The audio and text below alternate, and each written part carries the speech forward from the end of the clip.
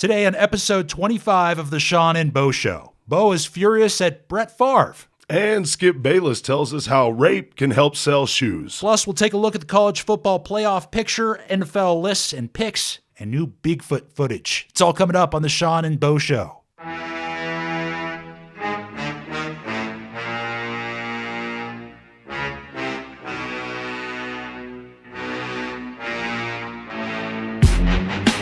Hey, what's up, everybody? Welcome back. Another episode of the Sean and Bo Show. Bo and I are just sitting right here in our makeshift studio watching the World Series, Bo. It's finally started after, over 20 years? The Royals are hosting some World Series games. Pretty cool. Yeah, it's good to see. I was actually checking out my phone, had a picture that was sent to me from a friend that lives in Kansas City, huge Royals fan. He actually lit up my voicemail with about a 7-minute song that he made up about the Royals when they made it to the series. So I was really excited to talk to him because he was kind of explaining to me what Kansas City's like right now. And he said the past week when he goes to work, his commute to work, he's like, everybody's so nice. He says, you stop to pump gas, go ahead, take the pump, sir. I'll wait. He said, if we could just be like this all the time, humanity would just see leaps and bounds, But unfortunately, we all can't live in World Series cities. And unfortunately, some people who are Chiefs fans in that city, they just came off suicide watch. No, we're doing fine. We're doing fine. I'll tell you who's not a big fan of this World Series, and that is Major League Baseball. You have one definite small market, one relatively small market in San Francisco, and just a lot of small ball baseball. You have a lot of bunting, a lot of stealing, a lot of good pitching matchups, and a lot of infield hits and that sort of stuff. So if you're into baseball, it's cool, it's exciting, it's fun to watch. But for the casual fan, tend to disagree with you, I'm though. curious what the ratings are. I don't think they're mad because if you listen to Bud Selig, you see how Major League Baseball operates. And by the way, I have to send a shout out. Gary Dimbo from my hometown, Princeton, Indiana, just became a vice president of New York Yankees operations. Wow. He's a big deal where I'm from. He's a family friend, and I just wanted to send that out real quick. But Major League Baseball is regional. And they love that. They're fine. Yeah, it's big regionally. Yeah. Regionally it gets good ratings, et cetera. But I bet on, I don't know. I mean, I really think it depends on how far this World Series goes. A lot of the prognosticators out there have predicted 6-7 games. So if it gets weird, if it gets a little crazy, I think it'll probably do pretty good. But it's just not a real flashy matchup if you're not in. If you are a third party observer and you don't have any allegiance to either one of these teams, and you're not a baseball nerd, it's not the flashiest matchup. You know who's watching? The same fans that we tip our hats to. I'm a St. Louis Cardinals fan. Guarantee everybody in Redbird Nation's watching. Even though we're looking at an I-70 rival, they're baseball people. People in Pittsburgh, Cincinnati, people in Ohio. People are watching these baseball games. It's the people they want to watch are New Yorkers and people in L.A. The people that they want to watch are a couple decades younger than the people that are watching baseball. I agree. And that's sort of the problem. And a matchup like this, that's not going to, lure your younger demographic to watch the game. But don't you think that our friends that back home? Sure. I mean, if you're any kind of a baseball fan, sure. But I mean, Major League Baseball, the money's huge. Yeah. The viewership with the young people, not so huge, and that's going to be a problem. I just think, man, like what you're not thinking about is just how big a small market can actually be. We all can't have NFL money. We all can't be Pepsi and Coca-Cola. But I'm pretty sure if somebody called you tomorrow and said, hey, did you know your uncle was Mr. Pibb? You'd take that money and run. The Mr. Pibb? The Mr. Pibb, yeah. That's what I'm talking about, Sean. It's okay to make small market money sometimes. And I just think Bud Selig and all the other owners in Major League Baseball, if you set them down and you had Colin Cowherd, who is the champion of this, baseball's falling behind, they don't have a young demographic, they would just laugh. Kind of like they're still making money because of cable TV, but this has been talked about. Who do they remind you of? in a different segment of society, something we pay equal attention to. Every 4 years, they have something called an election. They remind you of somebody, right? They kind of are oblivious to the fact that young people don't really pay attention to them, but they still have a lot of money and they're still pushing ahead. Thieves?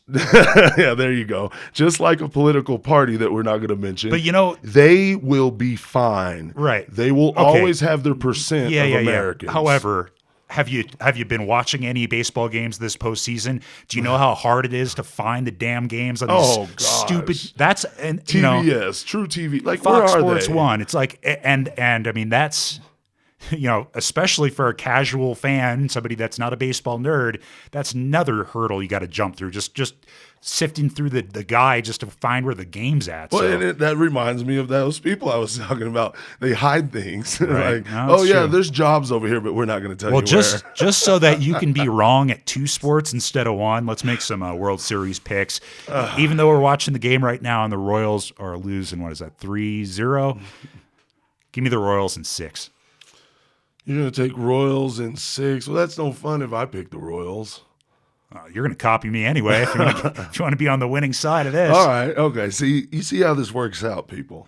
He pressures me into these situations. So I'm going to be the brave man here. I'll take the Giants in 6. How is that brave? They're winning the first game 3-0. You already know this game's probably in the books. The Giants against St. Louis would do the same thing. They'd jump on you early, and they wouldn't do too much late. The only problem is St. Louis was checked out the whole game. The Royals, all that magic that's going on in that city, people, my buddy's telling me, people are sitting on porches listening to the game on their radio because they've done it that way for 36 years and they don't want to break the streak now. And I'm just like, wow, that's awesome. That's the type of magic that is going to happen in Kansas City. I would pick them, but for fun, no, let's do Giants in 7. I'll do Giants in 7. Giants in 7. So game 7 would be played on the road for the Giants. And you're saying that they win that game, which hasn't been done since like 1970 something. I'm all about first times. Okay. Well, on to an idiot. I hate even talking about this guy because he's kind of the sports world's Ann Coulter. Skip Bayless at it again, saying stupid things. It's about Kobe Bryant this time around, and he was talking about his shoe sales, his endorsements, and stuff like that on First Take with Screamin' A. Smith. He said, quote, "Remember Kobe pre-Eagle, Colorado? He failed in his first sneaker deal because he was just too clean cut. And I think it was Adidas that had him first, correct me if I'm wrong. But he couldn't sell sneakers because he didn't have enough edge." He goes on to say, "But then post-Eagle, Colorado, it brought a little attention to him, like it gave him a little bit of sizzle." Okay, now let me just first say that I don't think sexual assault directly correlates to shoe sales. I don't think there's an economist out there that can show you a spreadsheet or graph. No. But I just don't understand. I mean, I kind of do understand just because he gets ratings, but how do you suspend somebody like Bill Simmons and this clown is still on the air?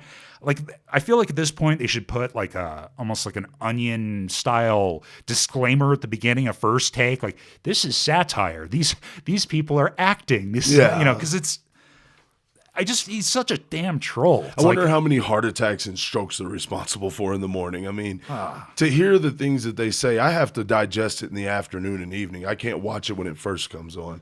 It's more like Last Take in my household. Yeah, why would you want to ruin your day first thing in the morning? Don't start your day off like that, America. But, you know, I'm going to put a disclaimer on that show. I see it timing, and, you know, it's like, if it's not Skip Bayless, it's Stephen A. Smith. One of them is ready to take the torch and stick their foot in their mouth. And you have to ask yourself, do they not remember the climate in America? I remember the climate in America. You were not going to roll up in a high school wearing some Adidas. We were the kids that were coming off of the Jordan generation. Oh, no. And I saw the actual shoes that he was endorsing back then when he lost that endorsement. They're ugly as hell. Hideous. I remember those shoes. Nobody wore They them. look like space boots. They look all clunky and heavy. Yeah. No thanks. Yeah, Skip. The fact that they were in some sort of production meeting where everybody there is making 6-figure salaries and they think they're a little bit smarter than the rest of us who can't get that kind of money. Golly, I just would love to be a fly on that wall. Because when Skip and the producers thought that was a good idea, I would just love to see the stupid look on their face because that is just so irresponsible. Oh, you could tell when this went down. Like Stephen A. Smith and the other lady co-host that they have on there, they were like, "Okay, let's move on." Yeah. Like they weren't going to touch that with a 10-foot pole. They've been around Skip long enough to know better at this point. No, yeah, he's just going to bait you into that conversation. Did you know that Skip Bayless was kind of part of the group of guys that took down SMU? Did you know that? Yeah, I saw them in that 30 for 30. Yeah, like literally, those guys ruined a university. Yep. Well, the Blade Runner got sentenced earlier today. Oscar Pistorius was given 5 years for the, what are we calling it? I guess it's a murder now, of his ex-fiancée Riva Steenkamp. And he got 5 years, right?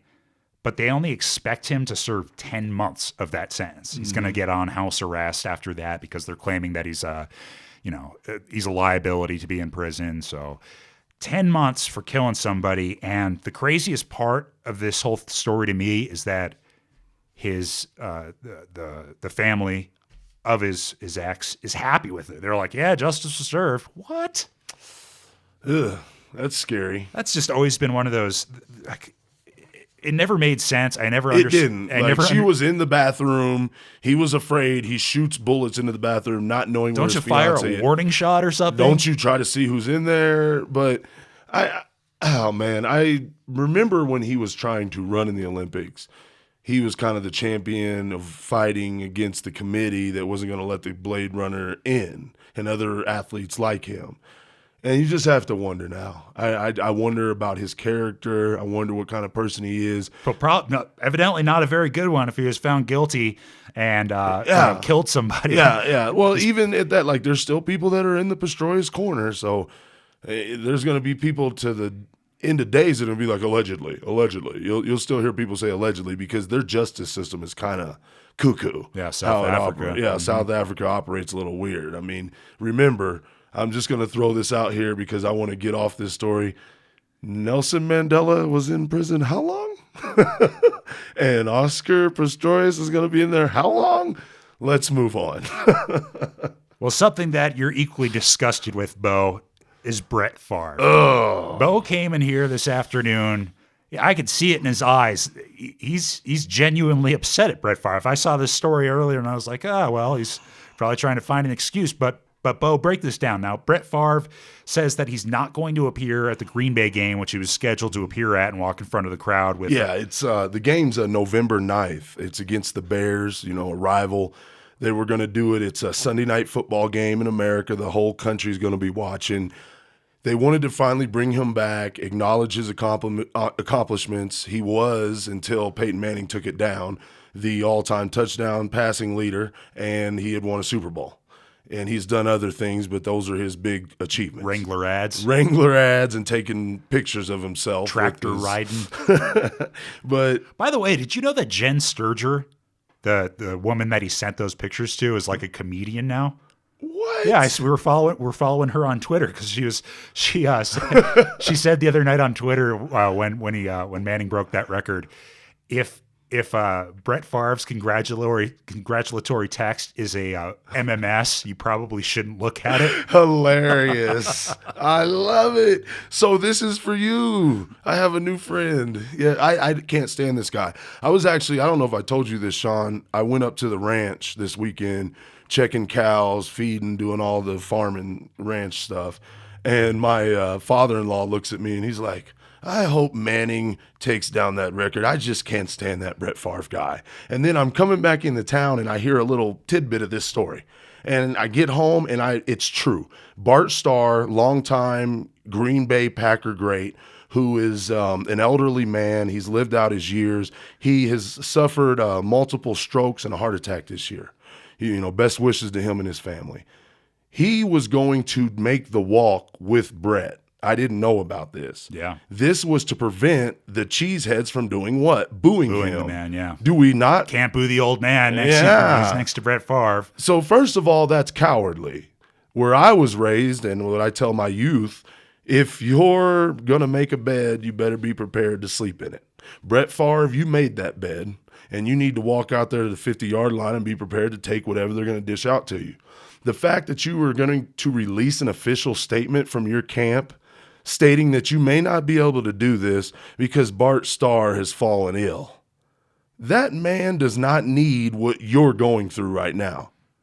He did it the right way. You didn't. It disgusts me to see a guy that has made over $100 million in his career literally throw a man on his deathbed under the bus. So as far as I'm concerned, like, when this show moves forward from this moment, I will not utter Brett Favre's name. I'm not going to reference him. Yes, you will. I'm not going to speak of him. I am done with this gentleman because just because of this, or did you hate him beforehand? All the things that football is about, it's about paying respect to those who came before you in this game. That's the number one thing you're taught as a youth. I don't care if you only play high school football, you just play college, or you make it to the NFL and get to represent the Shield. You respect the people who paved the way before you. And he literally turns around and steps on everything Bart Starr is because he's going to use him as a shield and what this man's going through. Because like I told you before the show, Sean, a reporter is going to do his duties. He's going to contact that family for a statement. They're going to bug him for a statement, sure. So my grandfather on his deathbed, I would not appreciate that. That's just beyond anything that any current player's done. That is on a whole new level for me. When I seen it, I didn't believe it, but you can look it up. Go check out the story. It's out there. Brett Favre has released a statement that he may not be able to go out in the field on Sunday night, November 9th, because of Bart Starr's illness. Come on. Coming up on the show, we're going to take a look at the college football playoff picture. Just how badly did Bo do in his weekly picks and new Bigfoot footage? It's all coming up on the Sean and Bo Show. Hey, folks, thank you very much for listening to the Sean and Bo Show. Tell a friend. We depend on you to grow the show, so please share the show on Facebook. Check us out on Twitter at Sean and Bo Show, and play it for somebody because not everybody does podcasts and that sort of stuff. A lot of people don't even know how to work it on the phone. So tell a friend, play the show for somebody. We really appreciate your support. Back to the show. Welcome back to what I'm now calling the World Series edition of the Sean and Bo Show, because if you were here for the last segment, you know that I took the Giants in 7, but if I could change that, I'm just going to go ahead and take them in 4 because they're going to run away with it in the first game, Sean. Yeah, that's what I told you.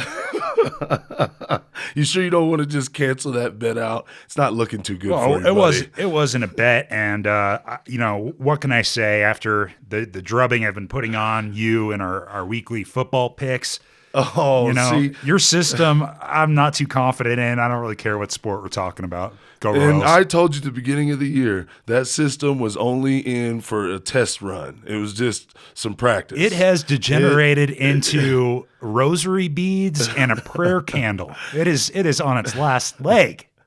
Man, just stop for now because I'm going undefeated this week. I'm going to make a push, and I'm going to be running even with you. All right. Well, before we get to the NFL portion of this segment, we got to talk some college ball. The big game over the weekend was, of course, Notre Dame traveling to Tallahassee to take on Florida State. Notre Dame, of course, lost the game on a pretty controversial flag at the end there, Bo. Did you see the play where they flagged him for basically a pick play? Yeah, I actually seen it the next day. I couldn't keep my eyes open after a long day on the ranch. I was tired, but I stayed up for that first half of that game, and it was exciting. The thing that I noticed in the first half and the beginning of the second half was that it seemed Jameis and Florida State were able to make an adjustment, and he was standing in the pocket in the first half of the game, trying to make throws and do things that I thought you guys would get more turnovers out of him. What I noticed about that adjustment is that they seemed to basically Notre Dame seemed to give him the middle of the field. Yeah, well, all those completions were straight up the gut. Yeah. And sorry, excuse me. It's one of those things though where I look at Jameis and I understand the protection now. This guy stands tall like a Sunday NFL quarterback. You've seen it the first year, and you were kind of like, scratching your head, maybe it's Florida State. But then you have to really go back in the memory bank and say, man, Florida State's had quite a few years of just not being relevant in the world of college football. Is that really what it takes in the state of in Florida State University to win? You think back to the national championship teams, Charlie Ward, Chris Winkie. They had that. Now they have Jameis Winston. The NFL track record, not too good, and I don't think that Jameis Winston can play NBA basketball for the Knicks, so that's not going to work out. Baseball, though. He's a pretty decent pitcher. He does play baseball. That's, you know what? There you go. You just hit on something else I didn't even think about till now. They're all two-sport athletes. Every one of them. Think about it. Chris Winkie had to get out of his get the NCAA to give him clearance because he had given up his amateur status to play pro baseball. I mean, Florida State, if I'm running that university, I'm setting up a quarterback's academy outside of it because you guys have a ton of athletes. You just need a guy that can get the ball and lead them. And I think that's what you've seen in Jameis. You know, I think that's part of Jameis's problems is that he has too much of a windup. It takes him too damn long to get rid of the ball. Baseball windups are trouble in the NFL. They always have been. And particularly trouble for just durability of your arm. You know, puts way more stress on it than, you know, kind of using your shoulder for a typical football style throw. So yeah. But he might need to fall back on that baseball money. We really don't know. You know, I guess the rumor now is that he is going to be exiting for the draft after this year. Big shocker there. So, oh my gosh, that took me by surprise. But Bo, now that we're through about 7 or 8 weeks of the college football season, I think it's kind of important to take a look at the playoff picture. Yeah. In particularly, if you look at the top 10. I was kind of curious what teams have the hardest and easiest route to get into that 4-team playoff. So let's take a look at the upcoming matchups for the top 10 schools, and we'll kind of star them as we go as to who's got a pretty easy road and who's got a hard one, Bo. Number 1 team, the AP, is currently Mississippi State. They've got Arkansas, unranked, but pretty decent team, coming up November 1st. Then they're at number 4, Alabama. And their last game is at number 3, Ole Miss. Yeah, the Egg Bowl. Ouch. I'm so excited about this last week of college football this year. Iron Bowl. They're all going to be good. Yeah. Then number 2, you got Florida State. And to me, this is probably the easiest road out of anybody to get into the top 4 at the end of the season. Their next game's at Louisville. Beyond that, they play no ranked opponents besides what happens in the ACC title game. Yeah. So that's... That too, as a fan of Florida State and a betting man, those are the type of things you want to take in, because do you want to put your money on the team that hasn't been tested the last 4 weeks or the team that's been smooth sailing? Another really tough team to make it into the top 4. You know, you kind of have to figure it has to be one of the two, Mississippi State or Ole Miss, because Ole Miss has to play, besides Mississippi State at the end of the year, their next game's at number 24 LSU and then number 5 Auburn. Yeah. So, again, some real tough games. You just kind of get the sense that a lot of these teams are just going to knock each other off because of that tough schedule there. Alabama, we already mentioned that they play Mississippi State. They also played number 5 Auburn for the Iron Bowl last game, and number 24 LSU too. So no cakewalk there. All right. Number 5 Auburn. They have to play 3 top 10 teams in the regular season. They still have to play Ole Miss. They got to play Georgia. And then they have the Iron Bowl. So it's just, you gotta figure it'd be damn near impossible for Auburn. I just want to say to people, do you understand why these kids, when it gets to about Christmas time, they become academically ineligible? Let's just think about this. I got to go against 3 NFL staffs who prepare 23 hours a day. Nick Saban probably runs film of opposing offenses while he's sleeping at night so he can just hear the noise in the background. I can't even imagine, as a college football player in the Mountain West, after you got past BYU, Utah, TCU, when they were still here, you could go just knock off a few easy teams. Sure. Could not imagine that schedule. Yeah. And if you want to call it kind of cupcake scenario for Oregon at number 6, it's also one of the easiest routes. They have Stanford coming up November 1st, unranked but decent, and then Utah, number 19. So this is where it gets kind of interesting, because it's like if they win out, they already have 1 loss. They're not going to jump an undefeated Florida State or an undefeated either Mississippi State or Mississippi. Mm-hmm. You know, so they're going to be vying with another team with 1 loss, like an Auburn, like an Alabama. You know, there's not going to be enough left in their schedule to jump those Yeah. teams. So it's, even though the rest of their schedule is somewhat easy, in reality, it's going to be very difficult for Oregon to end up in the top 4. I think. And there's always this hard thing to kind of take into account in football, and I think this happens in baseball. Basketball, it seems you kind of get what you start with. It doesn't really mature too much. You either got LeBron James or you don't. But in the other two sports, when there's a lot of mechanics involved and timing, man, there's some teams, like those teams that win 8 games, 7, 8, 9 games a year. If you got to play one of those, they can jump on you. And that's one of the things where the schedule kind of takes care of itself. There's somebody in that top 5, top 6, they're probably going to drop 2 or 3 games the rest of the schedule. And they may not even be playing ranked opponents. So that kind of stuff's going to open things up. It may happen to all 3 of them in the top 5 this week. You don't know. Ole Miss, Mississippi State, each week when I sit down with my popcorn, I got the wings going, and I'm eating everything that's high in cholesterol and salt, getting ready to digest what we call American football. I say, man, the days of playing with house money for Ole Miss and Mississippi State are over. Now they got the bullseye on their back, they got the SEC flag up in the air, and everybody thinks they got their eye on that new championship trophy. I just wait for them to fall. I'm not buying into it. So you don't think either of those teams goes undefeated? No, I think those are the teams that make an LSU or somebody happy because they're able to knock them off. Right. I just don't feel it. The Egg Bowl will still be more important this year because they'll still both be within the top 15 than it's ever been. I just think only one of them is still trying to play into the playoff. I don't think both of them are. Rounding out the rest of the top 10, Fighting Irish at number 7, of course, coming off that loss on Saturday night to Florida State. They barely lost. They played them tough. They dominated most of the game. So I wasn't too surprised that they only fell back to number 7. It is going to be tough. Notre Dame's going to need some things to go right for them in terms of the teams that they don't play, those 6 teams in front of them. Their remaining schedule features a number 14 Arizona State team, and, of course, the last game of the year is always USC, number 20 currently. So they went out, plus, maybe Ole Miss and Mississippi State, and Alabama and Auburn all lose at least one game in there. They make it into the top 4. Because Notre Dame would have more alumni that would be able to live and associate with someone like Condoleezza Rice, who's in charge of the committee that picks the 4 teams. I believe that after that loss, she probably got some gift baskets and some invites to some country clubs she's never been to before because they lost a close one. And to me, I don't look at that any other way than they're a team that's capable of playing in that Final Four. The only thing that stinks is just what you said. Like, SC doesn't look as good as it did a few weeks ago.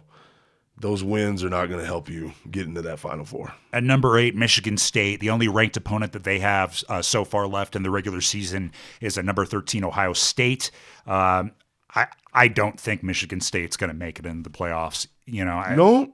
I don't. I don't see them as a top 4 at the end of the year. They're the team that's the benefactor of the SEC teams getting beat up on just because of that market and that whole Big Ten bias. I think they put them in if they can run the schedule. Gotta have one Big Ten team in there somewhere. Yeah, exactly. I think they benefit from it. And the person that'll be upset will be Oregon.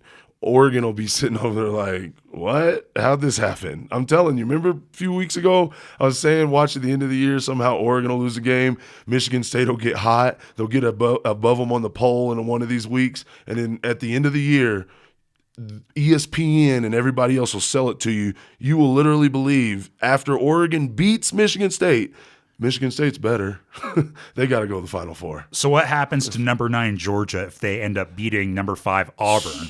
Because Georgia's a sneaky team there. They are. They're good. It wouldn't shock me if they wound up in there. Have you watched them? They're good. Yeah, I mean, the problem, and we talked about this before the season even started, is SEC can only have so many teams in the playoffs, and you look at all these teams ahead of Georgia. It's like they got to beat Auburn. They got to see some of these other SEC teams take each other out, but they're certainly good enough. And you said this at the beginning of the season. Until we see this committee operate, we don't know what they're going to go with. The eye test tells me, man, I watch Georgia play. I watch Alabama put 52 up. I watch, teams like Florida State, Notre Dame. Those are good football teams. Ole Miss, Mississippi State right now to me are teams that are just riding a wave. I still have to see them complete this season out before they get the consideration. They have to earn it. They didn't do anything in the past to tell us that they're a top-notch program. Is the committee just going to go, all right, this team passed the eye test, that team passed the eye test, and they got their 4? Or is it going to be based on what you did in the season, who you beat who? I don't know. We're not going to find out until they pick these teams, Sean. I'm looking forward to it, man. I'm so excited that we're actually going to get a playoff this year. It still doesn't even seem real. No, it doesn't. Finally, at number 10, you got TCU. They have number 22, West Virginia, who just came off that impressive victory against Baylor, and they also have to play Kansas State. So, there's a Big 12 team, so maybe they're in that mix just to sort of rep that conference, but I don't see them getting in there. Doesn't that make you – it makes me upset as a college football fan. If you listen to this show, my heart, I love college football. I love the fact that everybody's out there repping their school and that the little old lady who graduated class of 1963 feels just as connected to the big victory on Saturday as the kid who scored 3 touchdowns. That's what I love about college football. You're never going to duplicate that in the NFL.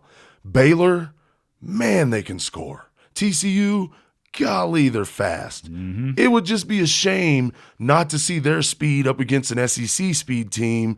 And then after they win that, they get to go run track circles around a Big Ten team. That's what we want this for. Hey, just wait until we get 8 teams. Oh, gosh. That's when it's going to get good. And then maybe a Mountain West team can sneak in there and you can just pray we don't get beat by 58 until we can start to – because – the reason 8 teams, I think, gets held off on is exactly what I was saying. Because whenever a Mountain West team gets to be in there, all of a sudden that kid who's close to home and has the choice between Colorado State and Colorado Buffaloes, I'm going Colorado State. I can make the playoff.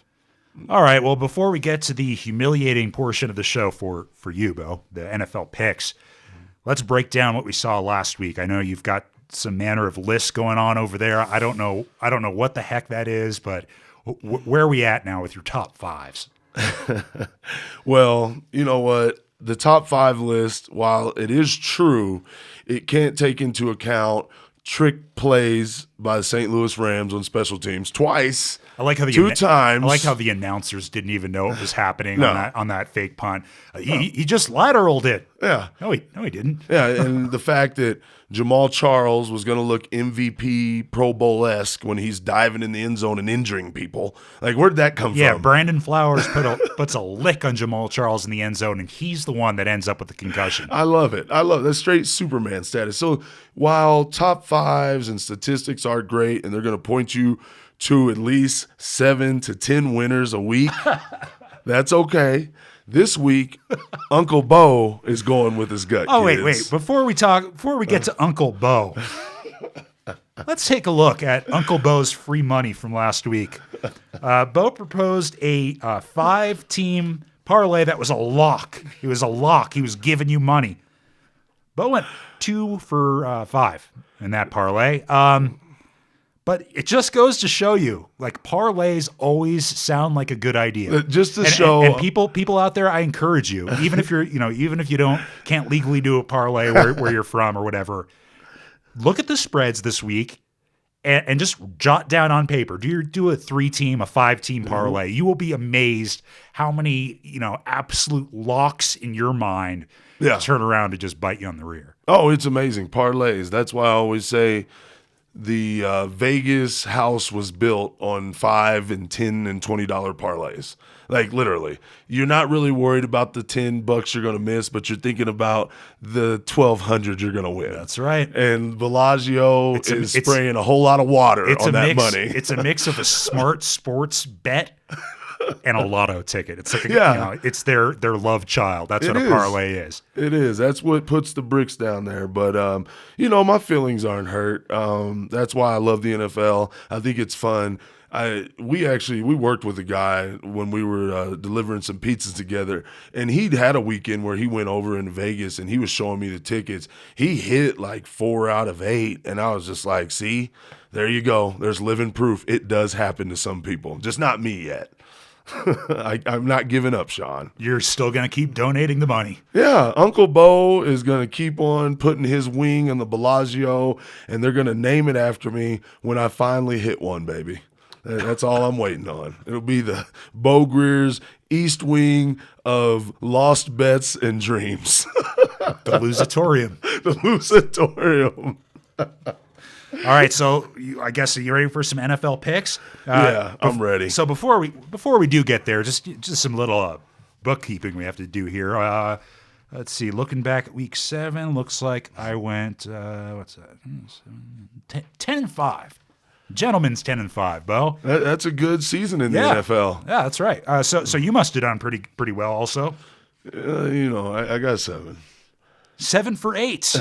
Okay, so if it gets close, we're going to have to look back and actually tally this up. But I think I'm like, I think at least 7 or 8 picks up on you. And for my loyal fans out there that do pay attention to the Bo's power rankings, we're not really going to hit on that segment this week because you know who number 1 is. Who do you think number 1? Well, it's not the Cowboys. Yes, it is. In the Bo's power rankings, maybe if you're looking on NFL.com and ESPN, you've seen Denver as number 1. That's how Bo. But my power rankings are Big D, baby. That's how Bo can emotionally justify getting thrashed in our weekly picks because the Cowboys are doing pretty decent for a change. We're not doing decent. We're doing the best we've been. Whatever. Since we were winning Super Bowls. Well, you're not going to have to worry about that this year. Oh, okay. I just see that grin on Garrett's smile. Or that grin on Garrett's smile, that smile. He's drunk on Cowboys. Garrett's face. And I just I'm waiting for him to be standing up there and say, how about them Cowboys? He's waiting. He's not going to say it yet. But just hold on there, everybody. Cowboys are back. Back to the subject at hand. I predict I beat Bo by at least 20 picks by the end of the year. So you have that. You could bet some futures on our picks if you'd like. It's not over yet. Long season. It's a marathon, not a sprint. It's over. Boat race. Football's a marathon. So let's look at these Week 8 games here. Bo hasn't even marked anything down. I think he's waiting to hear my expert picks before he commits to anything, but I'll make sure he does. So your Thursday night game, this is going to be a big national game. San Diego just came off their loss from Chiefs. Travels to Denver. Let's see. Take a look at the spread currently. Denver by 7.5. I don't care if it was Denver by 10. I would still take it. Denver wins big. Oh, my gosh.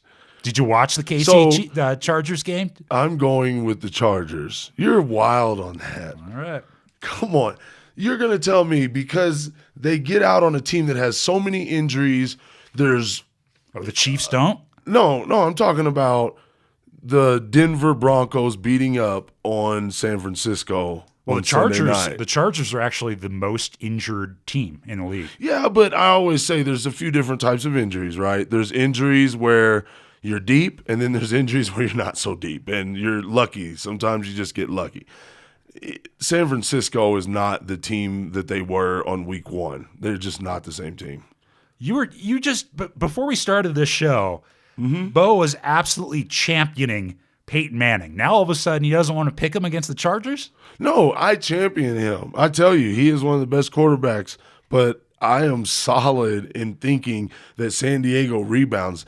I can't sit on the show a week ago, have them number 1 in my power rankings, telling you that they're a playoff-ready team, and then just after one loss, I'm going to bail on them and go over to the other side and start waving donkey colors. I'm not that kind of guy, Sean. He doesn't believe that. What he's doing is picking the opposite of what I'm picking, just on the off chance that he can come back from his deficit. All right, first Sunday game. This features Detroit at Atlanta. Current spread, Detroit by 3.5. Bo, who you got? Are you going to finally stop picking Atlanta?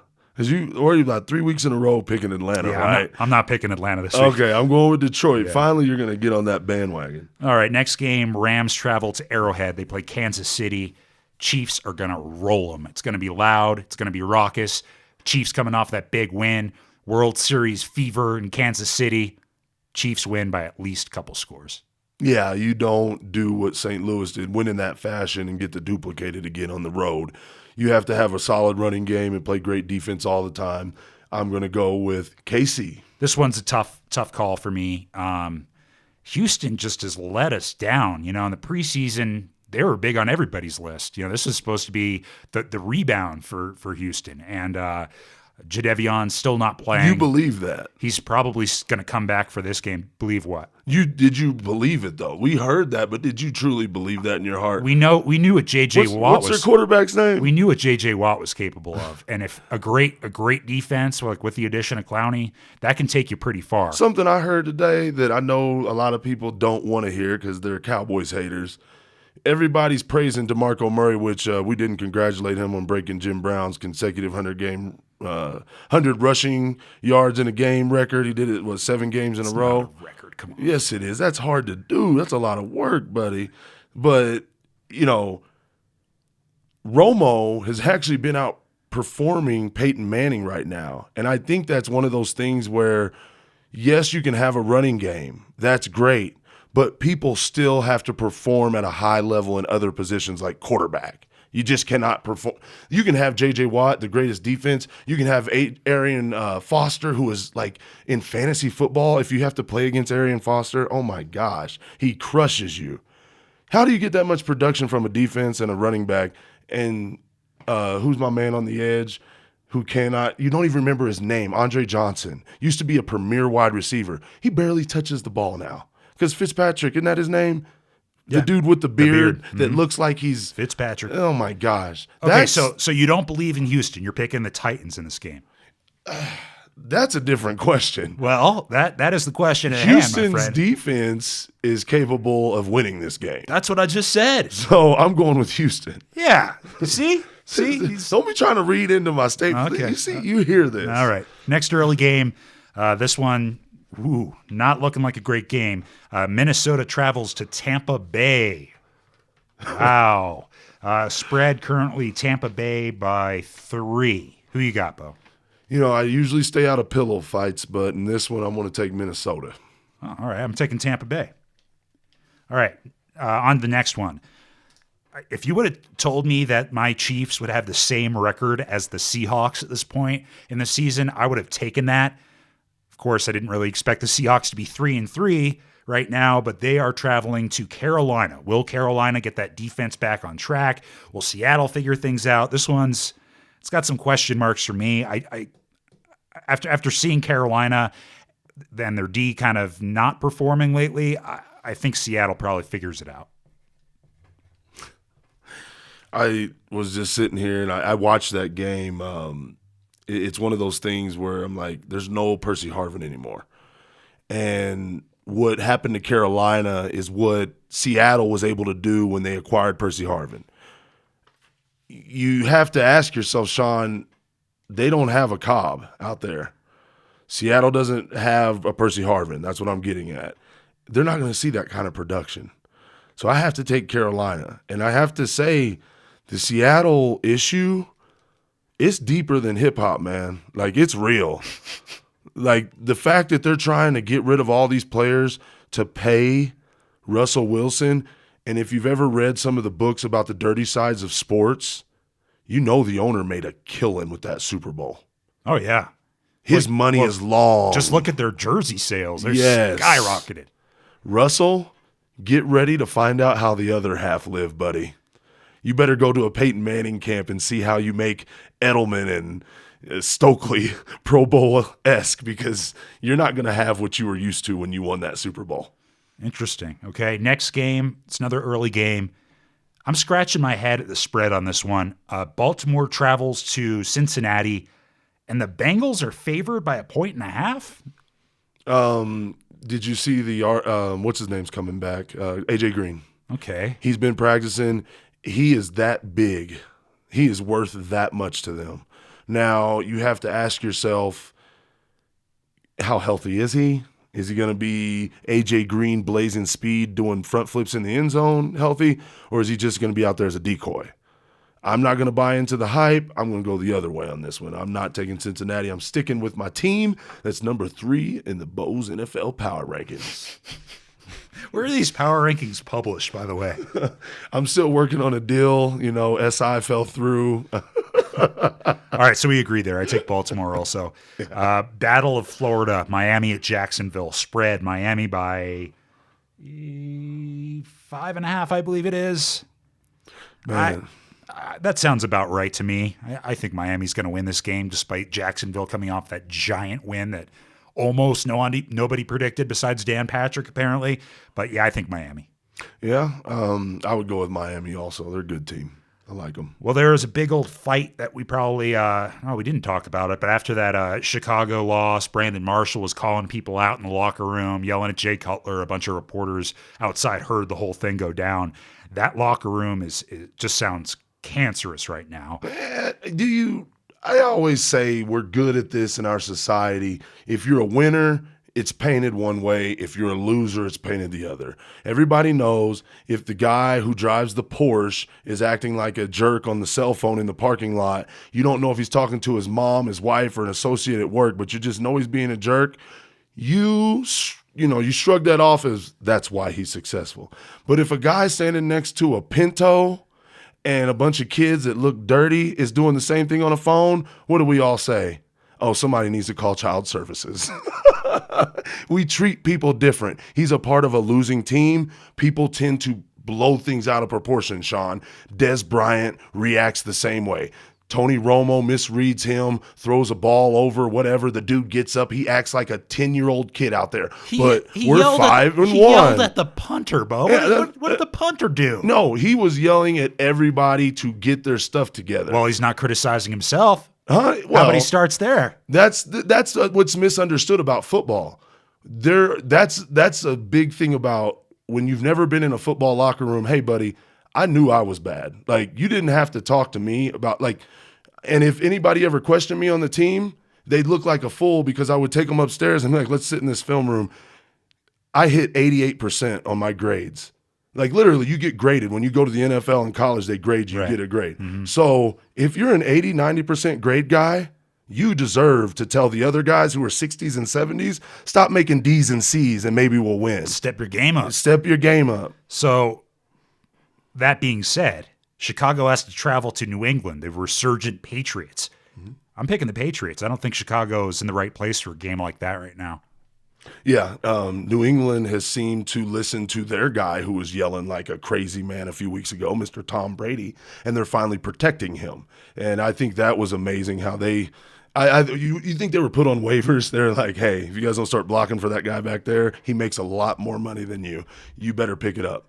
Because there's a lot of linemen out there that would be happy to block for Tom Brady. So I agree with you on the New England pick. Last early game on Sunday features Bills traveling to good old New Jersey to play the New York Jets. Jets favored? I said last week that it's kind of now or never for the Jets and for Rex Ryan's future there, but I don't think they've got it together, man. I see them getting a very high draft pick in the draft this summer. I think Buffalo wins the game. Yeah, it's still too early. Even though the Jets are in games and they're close, I don't know about the Harvin factor yet. Harvin could be their missing piece, but I don't know how fast you can work him into the system. Buffalo is definitely on a roll, and that seems like a lock right there, Sean. I really hope we get this game on TV, one of the afternoon games, Philadelphia at Arizona. This is a tough one to call, man. Current spread, Arizona by 2.5. That's your typical home field advantage spread. So Vegas doesn't feel too confident in this one either. I'm curious who you have in this one, Bo. I have Philly ahead of Arizona in my power rankings, and I feel strong in teams coming off bye weeks. I thought you said you weren't going to talk about your power rankings. But I am. And, the one thing is Philly coming off a bye week like your team experienced, bye weeks are important in football. So I'll take the Eagles in that one. I agree. All right, next one, the one that we probably will be forced to watch here in this market features Oakland at Cleveland. Yuck. Raiders still haven't won a game. That's not going to change this week. Cleveland wins. All right, this will be one of the tiebreakers. I'm going Oakland. Oh, God. Have you not been watching these Oakland games? They're scoring points. I watch the NFL ticket on Sunday, so I see all these crazy games, and I'm like looking at spreads and watching my fantasy football, and I'm like, why is Oakland still within 6 points of this other team? It does not make sense. So you can't continue to play close games and lose every week. This is the week they break through. To be honest, I tend to shield my eyes when Oakland's on TV. I don't want to get an infection or You never something. know when you're going to see the first on-air murder in America. You got to watch. Last afternoon game, Colts travel to Pittsburgh, a team that many, including Bo, picked to lose on Monday night, but they won.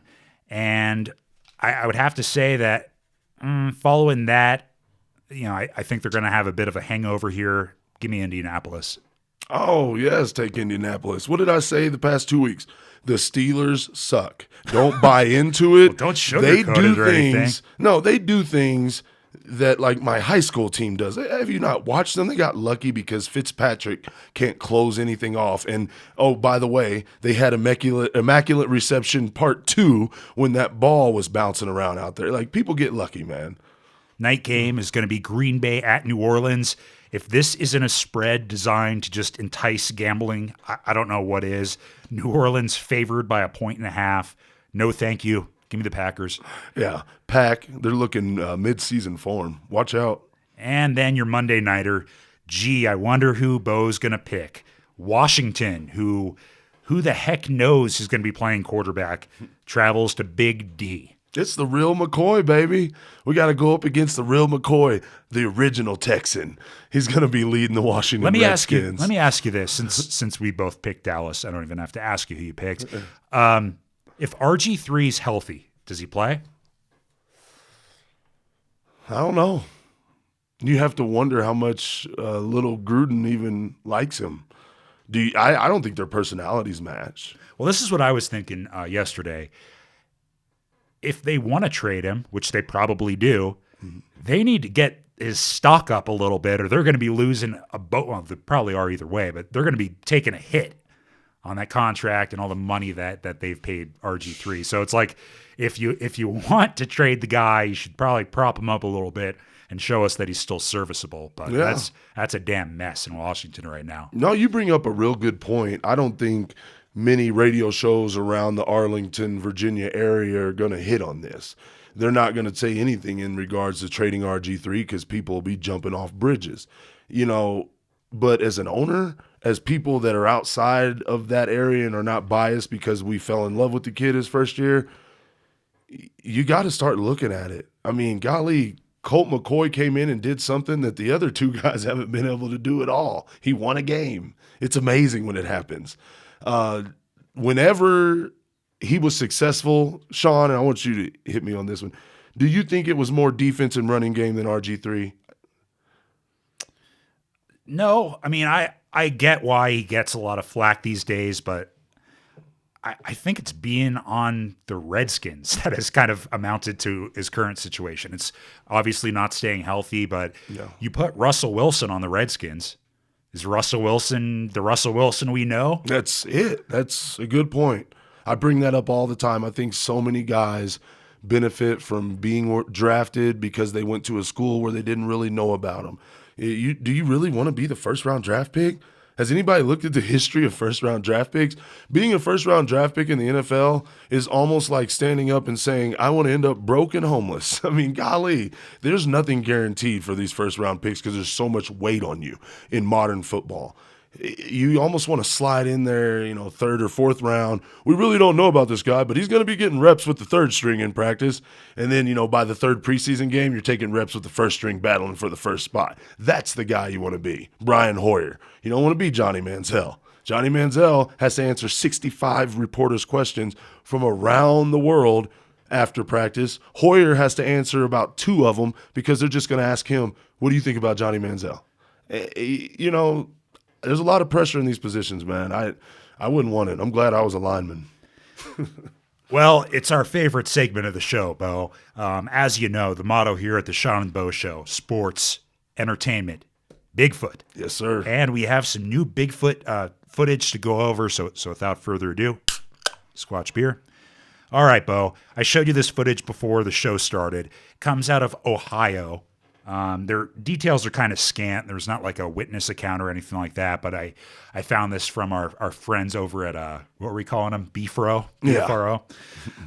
Now, what the footage shows is it looks like it's behind some sort of business. There's like a dumpster in the frame, and it shows kind of a shadowy, dark figure moving through some trees and then kind of appearing to stop and stare at the guy with the camera. It's, too dark to really make out any texture or anything like that, but check our Twitter. Go there, at Sean and Bo Show. I'll post the link to the footage on LiveLeak. Bo, I don't know about you. I thought it was creepy footage, but I'm calling it fake on this one. Yeah, whenever it's near like a warehouse or it's near a populated area and the camera is focused on the area in which the center of the frame. Yeah. Directly in the middle of the frame. Always a fake. I'm waiting 3 or 4 days from now, somebody who makes costumes will be trying to take credit for it so they can get their Halloween business up. It didn't look, speaking of costumes, it didn't look bulky enough to be a Sasquatch. Yeah. To me, what it looked like is, those like Lycra bodysuits that people wear like at basketball games and stuff and dance around in? It looked like a black bodysuit. It just looked too like slim and I don't know, it looked too deliberate. Yeah. I think definitely fake, but judge for yourself. Go to our Twitter. Now, if that's the business owner, I'd be beefing up security around there because maybe you spoiled something that was about to go down. Yeah, no kidding. You could have got there at the right time and saved your business, buddy. Check out that footage. And for this episode of the Sean and Bo Show, I'm Sean O'Donnell along with my co-host Bo Greer, reminding you, tip your pizza man. See you next week.